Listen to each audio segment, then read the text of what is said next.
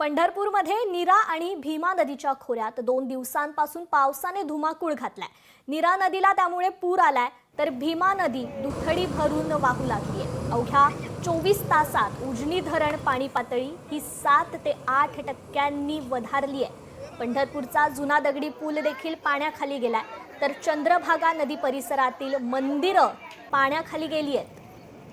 याचाच भीमा नदीवरून आढावा घेतलाय आमचे प्रतिनिधी अभिराज उबाळे यांनी।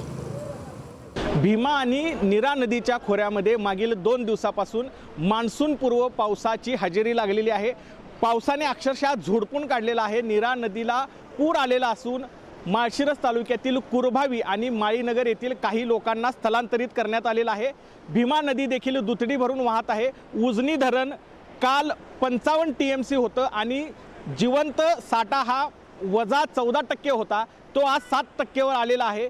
अवघ्या 24 तासामध्ये उजनी धरण 7 ते 8% वधारलेला आहे पाण्याची पातळी। आणि आपण आता पंढरपूरमध्ये आहोत। पंढरपूरचा हा जुना दगडी पूल आहे, हा दगडी पूल पाण्याखाली गेलेला आहे। त्याचबरोबर चंद्रभागा नदीमधील जे मंदिर आहेत ती मंदिरं देखील पाण्याखाली गेलेली आपण या ठिकाणी बघू शकतोय। मोठ्या प्रमाणामध्ये या ठिकाणी भाविक चंद्रभागा नदीमध्ये स्नान करण्यासाठी दाखल झालेले आहेत आणि त्यांच्या जीविताला धोका होऊ नये म्हणून या ठिकाणी पोलीस बंदोबस्त तैनात करण्यात आलेला आहे। नगरपालिकेचे अधिकारी देखील या ठिकाणी येऊन थांबलेले आहेत। थोड्याच वेळामध्ये या ठिकाणी NDRFचं पथक देखील येणार आहे। एकंदरीतच मान्सूनपूर्व पावसाने सोलापूर जिल्ह्यामध्ये दाणादाण उडवून दिलेली आहे। अनेक ठिकाणी सखल भागामध्ये पाणी साठलेलं आहे।